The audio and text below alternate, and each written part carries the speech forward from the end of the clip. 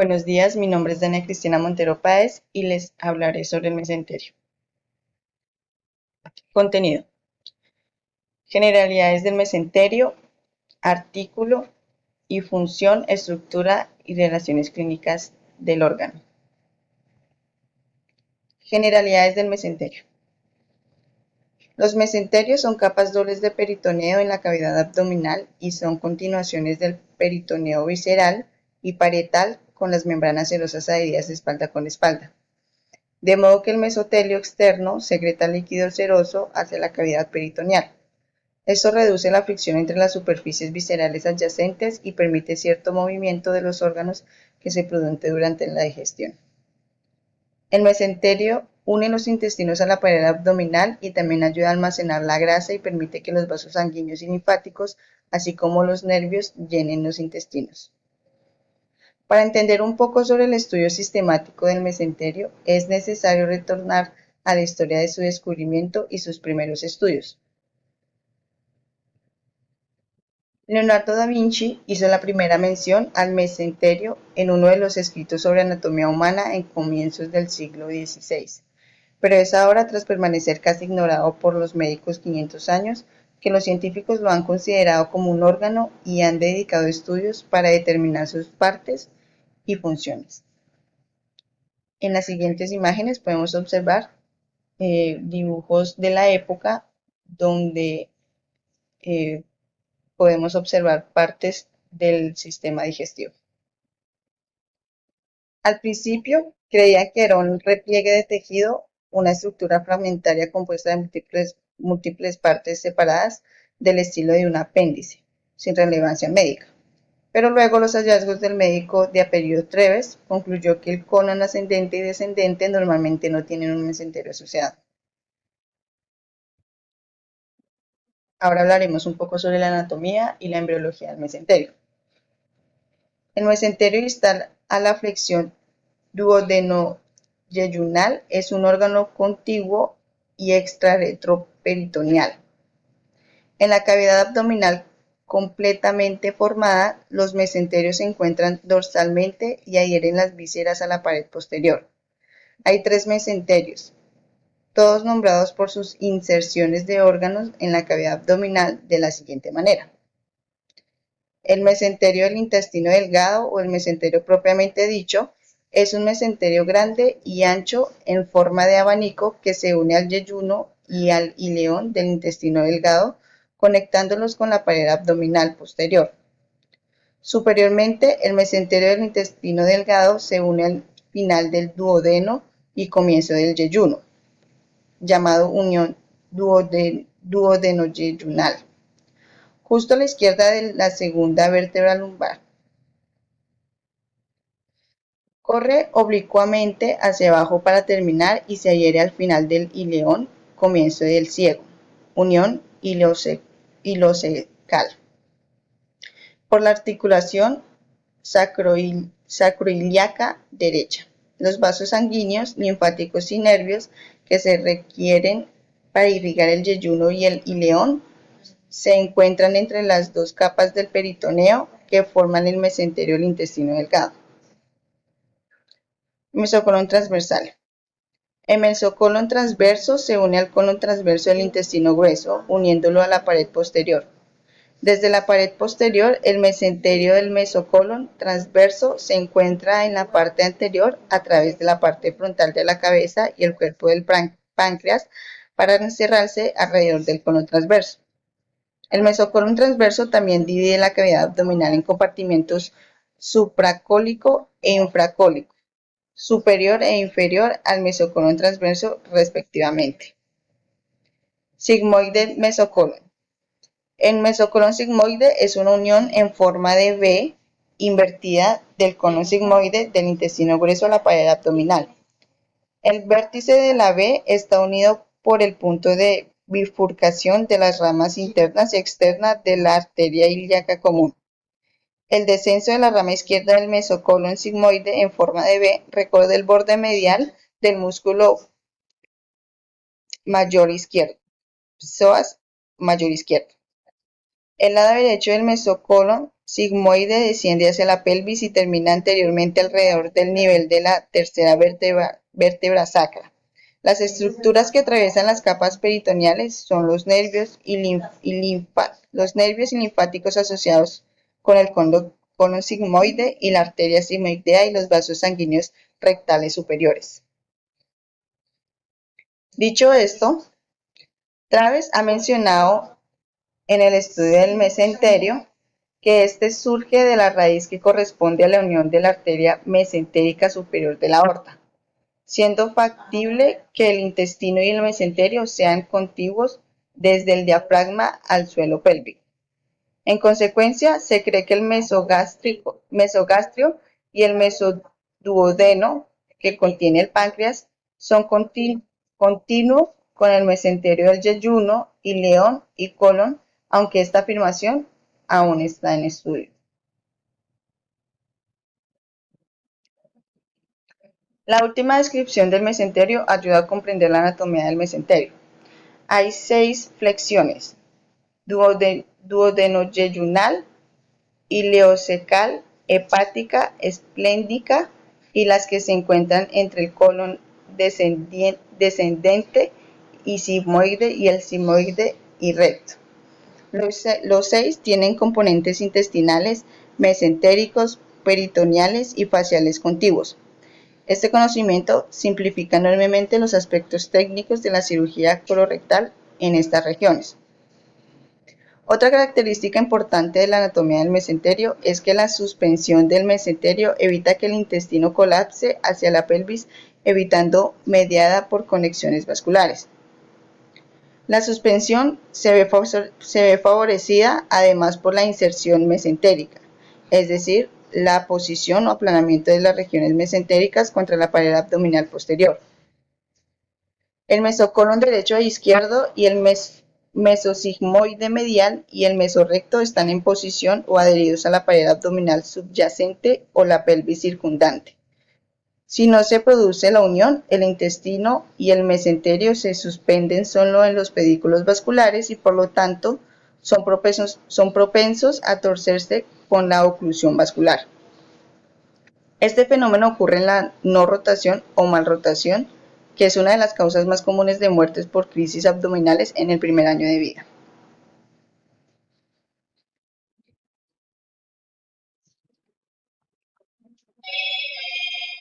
Embriológicamente hablando, la Universidad de la Contigüidad en los seres humanos adultos indica que la embriogénesis y el desarrollo del mesenterio es uno de los procesos más conservados en la embriología humana. En términos generales, el intestino se desarrolla a partir de la capa germinal endodérmica, mientras que el mesenterio se deriva de la capa germinal mesodérmica.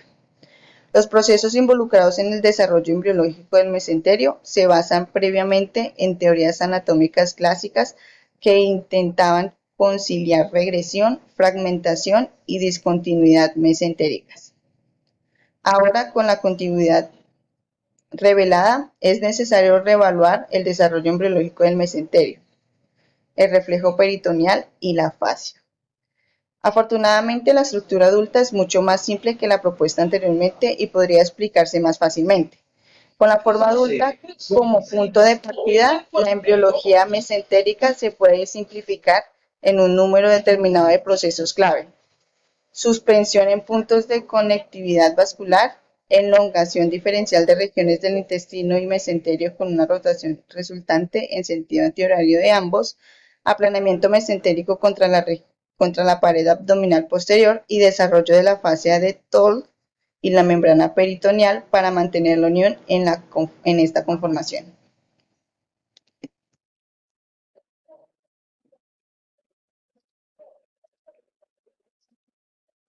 Histología. Los elementos histológicos fundamentales del mesenterio son el mesotelio superficial, la red de tejido conectivo y las poblaciones de adipocitos alojados en los intersticios de la red. Los análisis histológicos y de microscopía electrónica de barrido en esta región han demostrado que la fascia de Toll es una verdadera fascia en el sentido anatómico.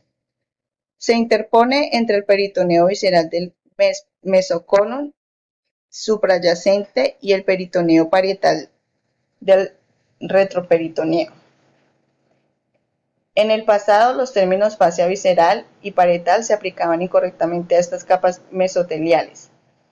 Como son epiteliales y no mesenquimales, no son fascias en el sentido anatómico y quirúrgico. Por lo tanto, los términos peritoneo visceral y parietal deben usarse para hacer referencia a estas capas mesoteliales.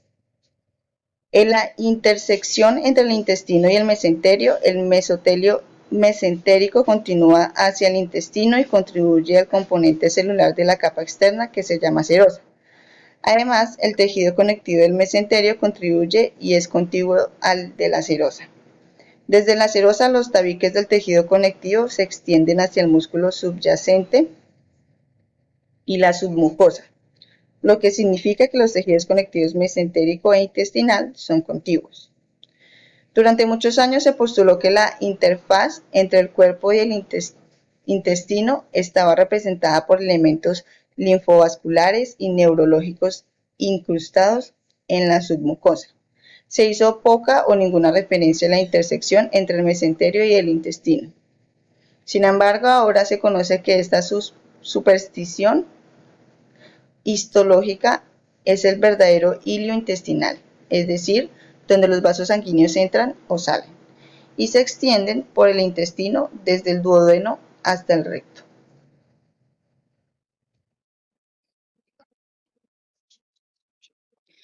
Fisiología. El carácter distintivo anatómico del mesenterio se refleja en funciones únicas. El mesenterio suspende gran parte de los intestinos del abdomen posterior. La inserción mesentérica facilita la suspensión del colon, permitiéndole adoptar una conformación en espiral. Posiblemente la suspensión mesentérica y la fijación fueron desarrollos importantes que facilitaron la deambulación vertical en Homo sapiens, aunque para confirmarlo se necesitan estudios en los primates. El mesenterio se interpone entre los intestinos y el cuerpo, por lo que está en una posición óptima para muestrear señales intestinales y mediar respuestas locales, respuestas sistemáticas o ambas. Los ganglios mesentéricos toman muestras de componentes bacterianos derivados del intestino adyacente y regulan la migración de células B, células T, células asesinas naturales y células dendríticas a la mucosa intestinal cercana. Sin embargo, debido a la forma esporádica en la que hasta ahora se han identificado los mecanismos de retroalimentación de base mesentérica, no se comprenden completamente. La producción mesentérica de proteína C reactiva es un determinante importante de las concentraciones sistemáticas. La proteína C reactiva regula el metabolismo glucémico y lipídico, sugiriendo cada vez más que los eventos mesentéricos contribuyen a la regulación de las cascadas fibrinolíticas, inflamatorias y de coagulación sistemática. Otra característica fisiológica importante es que el mesotelio mesentérico es la mayor extensión de mesotelio del cuerpo humano. Tiene capacidades transformadoras que pueden ser relevantes para la reparación de tejidos después de una cirugía y varios trastornos como la formación de hernias a nivel nervioso, en el componente de las hernias. A nivel nervioso, aún no se han hecho estudios de forma exhaustiva en el componente mesentérico del sistema nervioso periférico en adultos. Los nervios postganglionares abdominales y los 3 ganglios abdominales principales para llegar al intestino, su trayectoria está mal caracterizada. Dada la relevancia del mesenterio para la función intestinal y la homeostasis general, se debe dar mayor énfasis a los estudios neurológicos del componente mesentérico del sistema nervioso entérico para asimismo poder profundizar en la funcionalidad del mismo en esta área. Ahora hablaremos sobre el papel en la enfermedad y los puntos clínicos. Al tener ya una mejor comprensión de la forma mesentérica normal anatómicamente hablando, esto nos permite la identificación de anomalías mesentéricas y a su vez la investigación entre la relación entre anomalías mesentéricas y la enfermedad. Por lo tanto, se debe mencionar las mesenteropatías que subyacen en dos tipos, las primarias y las secundarias. Las primarias surgen del propio mesenterio debido a sus propiedades intrínsecas. Algunas de las mesenteropatías son vólvulo, no rotación, trombosis de la arteria mesentérica superior, mesenteritis esclerosante, de las cuales hay varios subtipos, y los quistes mesentéricos. El vólvulo, como se detalla en la sección de anatomía, el margen intestinal del mesenterio se alarga junto con el intestino. Esta propiedad predispone al vólvulo del mesenterio y del intestino adherido. El vólvulo se previene mediante el aplanamiento y la unión de regiones alternas del mesenterio a la pared abdominal posterior. El vólvulo puede ocurrir en cualquier lugar donde la unión mesentérica sea incompleta o inadecuada. La región medial del mesosigmoide está adherida, mientras que la región lateral es móvil. Si la diferencia de longitud entre las regiones unidas y móviles es suficiente, se produce un vólvulo. En raras ocasiones, el vólvulo se desarrolla en el mesocolon transverso y el colon por la misma razón. En la imagen izquierda podemos observar el fenómeno del vólvulo. La otra enfermedad es la no rotación, o también conocida como malrotación. Esta mesenteropatía ocurre cuando el mesenterio no rota de forma normal durante el desarrollo embriológico. No se produce la unión mesentérica en la conformación adulta. El resultado es un vólvulo catastrófico del mesenterio y el intestino, siendo la causa más común de muerte por crisis abdominales en el primer año de vida. En la imagen izquierda, donde se ve el TAC abdominal, se puede observar el fenómeno producido como no rotación o mal rotación. Mesenteropatías vasculares. Se encuentran entre los trastornos mesentéricos más comunes e incluyen la oclusión aguda de la arteria mesentérica superior y la trombosis de la vena mesentérica superior. Los vasos principales del mesenterio son las arterias y venas mesentérica superior e inferior, y la forma en que estos se subdividen o ramifican es variable. Las mesenteropatías pueden ser catastróficas, ya que pueden conducir a una necrosis rápida y extensa del intestino delgado. La oclusión de la arteria mesentérica superior puede ser embólica o puede surgir como resultado de la formación de un trombo en una placa aterosclerótica. Quistes mesentéricos.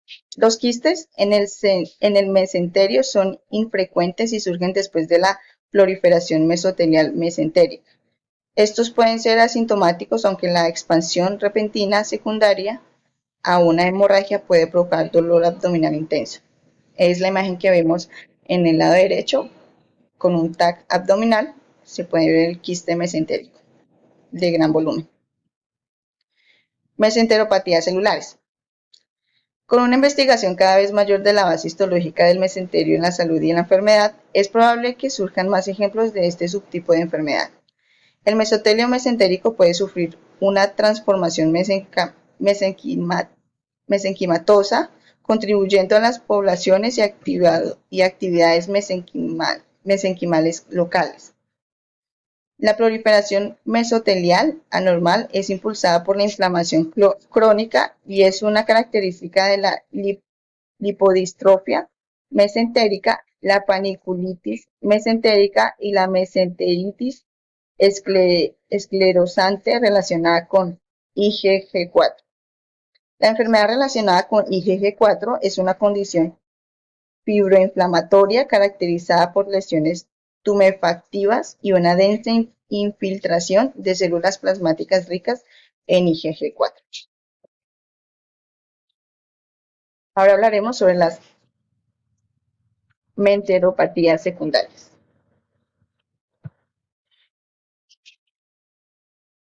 Surgen de fuentes extrínsecas y pueden ocurrir debido a la diseminación directa o sistemática de un proceso patológico.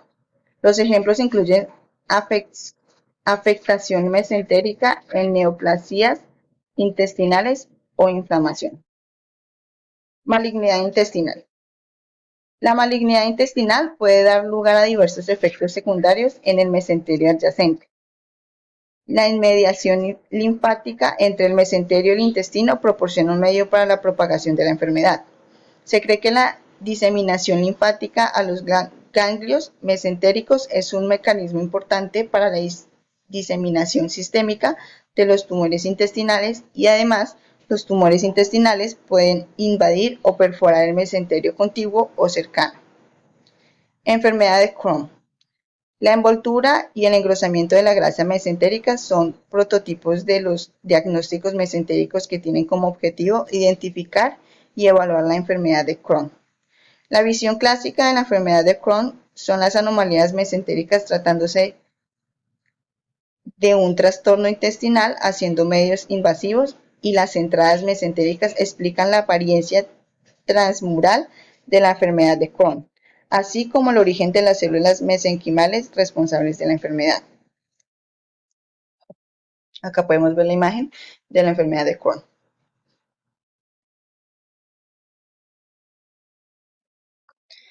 Para finalizar, con base en las estrategias terapéuticas en relación a los mesenterios, la cirugía es la única manera hasta el momento de poder alterar alguna complejidad en el órgano debido a su lejanía anatómica.